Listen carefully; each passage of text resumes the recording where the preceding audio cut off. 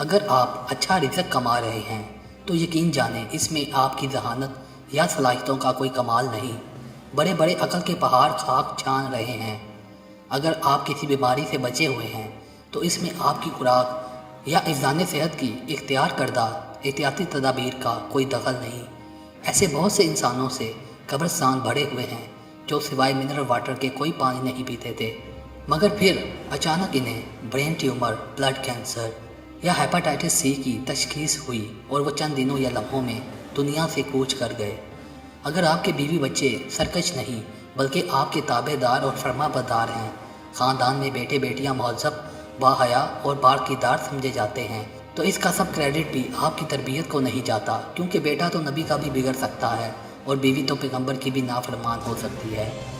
اگر آپ کی کبھی جیب نہیں کٹی، کبھی موبائل نہیں چھینا، تو اس کا مطلب یہ نہیں کہ آپ بہت چکنے اور ہوشیار ہیں، بلکہ اس سے یہ ثابت ہوا کہ اللہ نے بدماشوں، جیب کتروں اور راہ زنوں کو آپ کے قریب نہیں بھٹکنے دیا تاکہ آپ ان کی ضرر رسانیوں سے بچے رہیں۔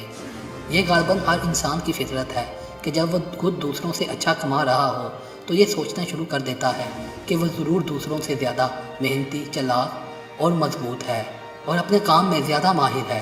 پھر وہ ان لوگوں کو حقیر سمجھنا شروع کر دیتا ہے جن کو نپا تلا رزق مل رہا ہو، ان پر تنقید کرتا ہے، ان کا مذاق اڑاتا ہے، مگر جب یک لخت وقت کا پہیہ الٹا گھومتا ہے تو اس کو پتہ چل جاتا ہے کہ حقیقت اس کے برعکس تھی جو وہ سمجھ بیٹھا تھا۔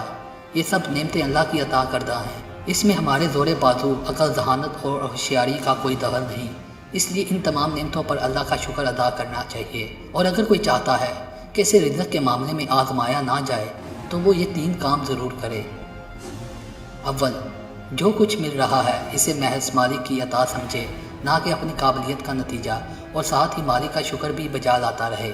دوسرا، جن کو کم رزق مل رہا ہے انہیں حقیر نہ جانے، نہ ان لوگوں سے حسد کرے جن کو چھپڑ پھاڑ رزق میسر ہے۔ یہ سب رزاق کی اپنی تقسیم ہے، اس کے بھید وہی جانتا ہے۔ تیسرا، جتنا ہو سکے اپنے رزق میں دوسروں کو شامل کریں، زیادہ ہے تو زیادہ، کم ہے تو کم، شامل ضرور کریں۔ سب سے زیادہ حق والدین اور رحم کے رشتوں کا ہے۔ نانا نانی، دادا دادی، بہنیں اور بھائی ہیں۔ اس کے بعد خون کے دوسرے رشتے ہیں جیسے خالہ، پھوپھی، چچا، ماموں، چچی وغیرہ۔ پھر دوسرے قریبی رشتہ دار یا مسکین اور لاچار لوگ ہیں۔ یقین رکھیں کہ جب بہت سے دعا کے ہاتھ اس کے حق میں اٹھیں گے تو برکت موسلا دار بارش کی مانند برسے گی، جس کی ٹھنڈی پھوار اس کی زندگی کو گلشن گلشن بنا دے گی۔